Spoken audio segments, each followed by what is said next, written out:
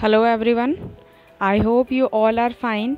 आप सब घर पर होंगे, सेफ होंगे और पढ़ रहे होंगे। आज का हमारा डिस्कशन का टॉपिक होगा क्लास 7th का चैप्टर 13 मोशन एंड टाइम। हमने इसके फर्स्ट पार्ट के बारे में अपनी पिछली वीडियो में डिस्कस किया था।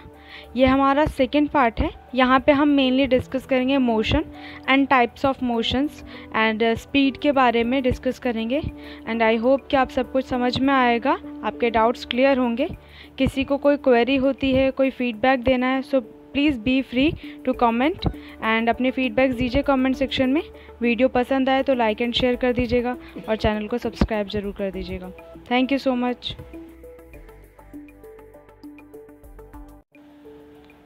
स्टार्ट करते हैं। फर्स्ट ऑफ ऑल जान लेते हैं मोशन होता क्या है। अगर कोई ऑब्जेक्ट टाइम के साथ अपनी सराउंडिंग्स को चेंज नहीं देखता है या उसकी सराउंडिंग्स चेंज नहीं होती हैं तो इसका मतलब ये है कि वो रेस्ट पर है।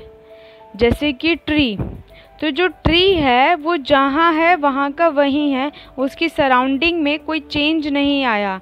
उसके आसपास आने जाने वाले लोग चेंज हो गए बट वो वहीं का वहीं है, तो वो रेस्ट पे माना जाएगा। लेकिन अगर कोई ऑब्जेक्ट जिसकी की पोजीशन में चेंज आ रहा है टाइम के साथ, जो कहीं और पहुंच जाता है थोड़े टाइम बाद, तो इसका मतलब कि क्या है, वो मोशन शो कर रहा है। ठीक है। अब अगर हम बात करें तो हमने अपनी पिछली क्लासेस 6th में भी हमने पढ़ा था, बहुत टाइप के मोशंस होते हैं। रेक्टिलिनियर मतलब एक स्ट्रेट पाथ पे, सीधी लाइन पे जाना, रेक्टिलिनियर मोशन। सर्कुलर, एक सर्कुलर पाथ पे जाना। इसी तरीके से रोटेशनल मोशन, रोटेट करती हैं चीज़ें जैसे लट्टू करता है। पीरियोडिक मोशन, एक फिक्स टाइम पे जैसे घड़ी। तो ये डिफरेंट टाइप्स है मोशन के। तो यहाँ पर हम कुछ ऐसे मोशंस पढ़ेंगे जो अब हमारी सीनियर क्लासेस में ऐड ऑन होते हैं। फर्स्टली जान लेते हैं कि स्लो एंड फास्ट, मतलब हम बोलते हैं कि कोई ऑब्जेक्ट फास्ट एंड दूसरा स्लो है, तो उसका क्या मतलब है। हमने एक पर्टिकुलर एक फिक्स डिस्टेंस दिया, उस डिस्टेंस को कवर करने के लिए एक ऑब्जेक्ट ने कम टाइम लगाया और एक ऑब्जेक्ट ने ज़्यादा टाइम लगाया।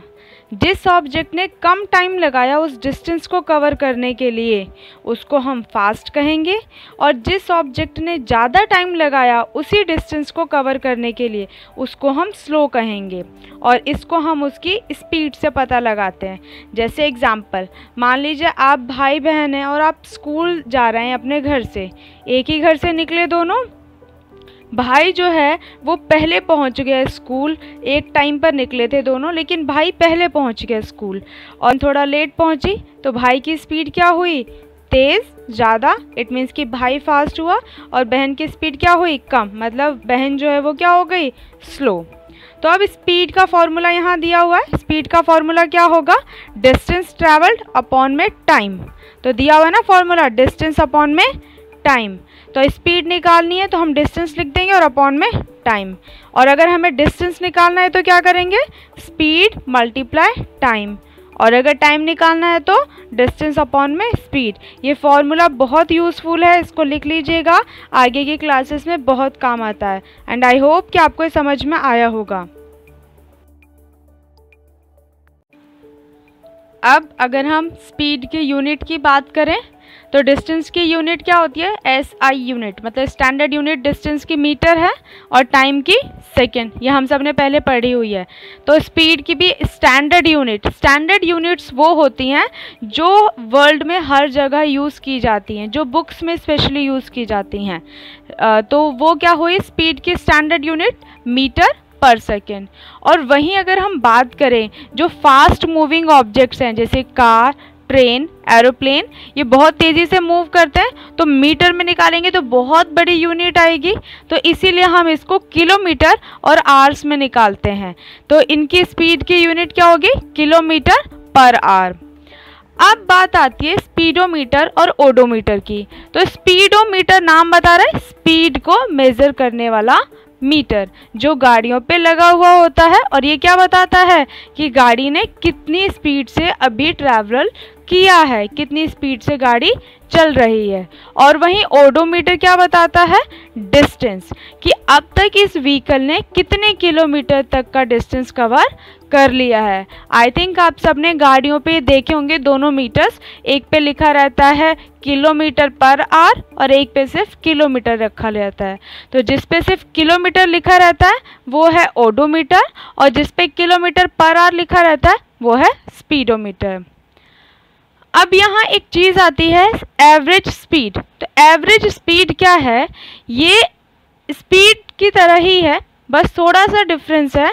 यहाँ पर हम टोटल डिस्टेंस की बात करते हैं और टोटल टाइम की। जैसे कि अगर हम बात करें, ट्रेन का 8 घंटे का सफ़र है, ट्रेन स्टार्टिंग के 4 घंटे जो चली बहुत तेज़ चली, लेकिन अगले 4 घंटे उसको सिग्नल क्लियर नहीं मिला तो वो धीरे चली। तो ट्रेन ने 8 घंटे में जितना डिस्टेंस कवर किया और जितना टाइम लगा उसे, उससे हम उसकी एवरेज स्पीड निकालेंगे कि लगभग ये हर घंटे इतना चली होगी। लेकिन वो हर घंटे इतनी स्पीड से तो नहीं चली, तो इसीलिए हमने उसको एवरेज स्पीड कहा।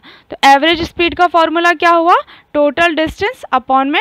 अब देखिए मैंने यहाँ पे आपको समझाने के लिए एवरेज स्पीड पे एक न्यूमेरिकल दिया हुआ है। इसकी प्रैक्टिस आप और तरीके के न्यूमेरिकल्स के थ्रू घर पर कर सकते हैं। जैसे दिया है कि एक ट्रक है और वो ट्रक जो है वो 60 किलोमीटर चलता है अपने फर्स्ट आवर में, 1 घंटे स्टार्टिंग के जो किए उसने। अगले जो 1 घंटे थे, मतलब जो सेकेंड आवर था उसका, उसमें वो 80 किलोमीटर चला। तो अगर आप नोटिस करें तो हर घंटे उसकी स्पीड चेंज हुई, हर घंटे उसने जो डिस्टेंस कवर किया अलग अलग किया। तो हमें इसकी एवरेज स्पीड निकालनी है, तो हम क्या करेंगे, दोनों डिस्टेंस को ऐड कर दिया, कितना हो गया टोटल डिस्टेंस 140। अब टोटल टाइम कितना हो गया 2 आवर्स। तो हमने total distance upon total time किया तो कितना आ गया 70 किलोमीटर पर आवर। तो जो टोटल डिस्टेंस और टोटल टाइम था वो हमारा एवरेज स्पीड निकालने में यूज़ हो गया। अब बात करते हैं, एक क्वेश्चन है जिसमें कि हम टाइम पीरियड और फ्रीक्वेंसी की बात करेंगे, जो कि पिछले पार्ट से रिलेटेड है। तो यहाँ पर हमें दिए हैं जैसे नंबर ऑफ ऑसिलेशंस 40 दिए हैं और टाइम कितना दिया है 4 सेकेंड्स। मतलब कि 4 सेकेंड में एक पेंडुलम 40 बार ऑसिलेट करता है। तो हमें इसकी फ्रीक्वेंसी भी बतानी है और टाइम पीरियड भी। तो देखिए फ्रीक्वेंसी का फॉर्मूला क्या है, नंबर ऑफ ऑसिलेशन अपॉन में टाइम। तो हमने 40 अपॉन में 4 कर दिया, आंसर क्या आ गया 10। HZ का मतलब है हर्ट्ज़, जो आप FM पे सुनते हैं ना 93.5 हर्ट्ज़, तो हर्ट्ज़ क्या है फ्रीक्वेंसी के यूनिट। टाइम पीरियड के लिए क्या किया हमने, जो हमारी फ्रीक्वेंसी आई उसको हमने 1 अपॉन फ्रीक्वेंसी कर दिया। तो फ्रीक्वेंसी 10 थी तो 1/10 और फ्रीक्वेंसी कितनी आ गई, सॉरी टाइम पीरियड कितना आ गया 0.1 सेकेंड्स। आई थिंक आपको समझ में आ गया होगा न्यूमेरिकल। अगर नहीं आया तो प्लीज़ कमेंट सेक्शन में बोलिए और फिर मैं उसको एक्सप्लेन करने की कोशिश करूँगी। अब बात करते हैं यूनिफॉर्म मोशन की। तो मोशन के मैंने बोला था ना यहाँ पे हम थोड़ा सा डिफरेंट पढ़ेंगे।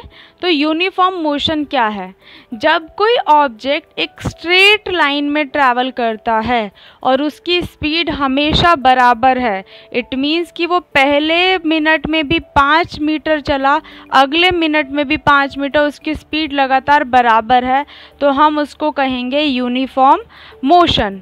और नॉन यूनिफॉर्म मोशन क्या होता है, जहाँ पर कि ऑब्जेक्ट जो है वो स्ट्रेट लाइन में ट्रैवल तो कर रहा है लेकिन उसकी स्पीड जो है वो हर बार क्या हो रही है, चेंज हो रही है। तो हम उसको क्या कहेंगे, नॉन यूनिफॉर्म मोशन। ठीक है, तो अगर हम बात करें तो हमें इसको दिखाने के लिए क्या करना होगा, डिस्टेंस टाइम ग्राफ के थ्रू इसको शो करना होगा, जिसमें कि हम ये दिखाएंगे कि ऑब्जेक्ट जो है वो किस तरीके से मूव करता है एक स्ट्रेट लाइन पाथ पर।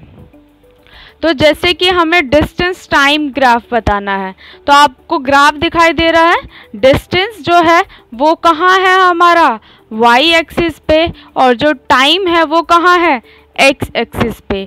जो क्वांटिटी एक्स एक्सिस पे होती है वो इंडिपेंडेंट होती है, मतलब कि वो टाइम के वो अपने आप चेंज हो सकती है, लेकिन जो वाई एक्सिस पे होती है वो दूसरी क्वांटिटी से रिफ्लेक्ट होकर के चेंज होती है। तो इसीलिए हम उसको डिपेंडेंट एक्सिस कहते हैं और एक्स एक्सिस को इंडिपेंडेंट एक्सिस कहते हैं। तो एक्स एक्सिस पे होगा हमारा टाइम और वाई एक्सिस पे होगा हमारा डिस्टेंस। आई थिंक आपको ये ग्राफ देख के समझ आया होगा। तो अब देख लेते हैं ग्राफ्स के through different types of motions.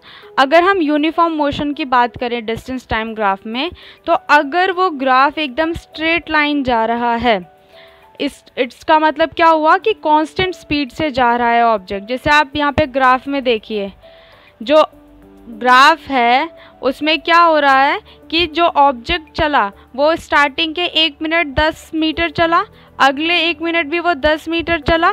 तो इस तरीके से उसने कांस्टेंट स्पीड दिखाई, स्टार्टिंग में जो स्पीड थी वही लास्ट में रही। तो ये क्या होता है, यूनिफॉर्म मोशन होता है। इसमें जो ब्लू लाइन दिखाई दे रही है आपको, ये स्पीड है, ये स्पीड का स्लोप है। अगर ये वाई एक्सिस की तरफ, मतलब जिधर डिस्टेंस है उधर की तरफ जा रहा है, इसका मतलब जो ऑब्जेक्ट है वो बहुत हाई स्पीड से जा रहा है। लेकिन अगर वो टाइम की तरफ गिर रहा है तो इसका मतलब ऑब्जेक्ट बहुत स्लो स्पीड से जा रहा है। अब दूसरा देखते हैं ग्राफ, नॉन यूनिफॉर्म ग्राफ। तो यहाँ देखिए आप, यहाँ पे स्ट्रेट लाइन नहीं है, कर्व लाइन है। जैसे पहले के 5 मिनट या 5 सेकेंड यहाँ पे लिखे हुए हैं, तो 5 सेकेंड चला कोई भी व्हीकल और उसने सिर्फ 2 मीटर का या 1 मीटर का डिस्टेंस ट्रैवल किया। अगले 5 सेकेंड चला तो अब उसने 4 मीटर का डिस्टेंस ट्रैवल कर लिया। तो हर बार उसकी स्पीड क्या हुई, चेंज हुई है। तो ये क्या है, नॉन यूनिफॉर्म मोशन। और जो थर्ड वन है वो क्या शो कर रहा है कि ऑब्जेक्ट क्या है, रेस्ट पर है। तो जब ऑब्जेक्ट रेस्ट पर होगा तो क्या होगा, टाइम तो बढ़ता जा रहा है, दिख रहा होगा आप लोगों को रेड लाइन से, टाइम बढ़ रहा है, लेकिन डिस्टेंस क्या है, बीच में रुका हुआ है, डिस्टेंस में कोई इंक्रीमेंट नहीं हो रहा है। तो इसको हम क्या बोलते हैं कि ऑब्जेक्ट रेस्ट पे है। जैसे गाड़ी खड़ी है, वो चल नहीं रही है।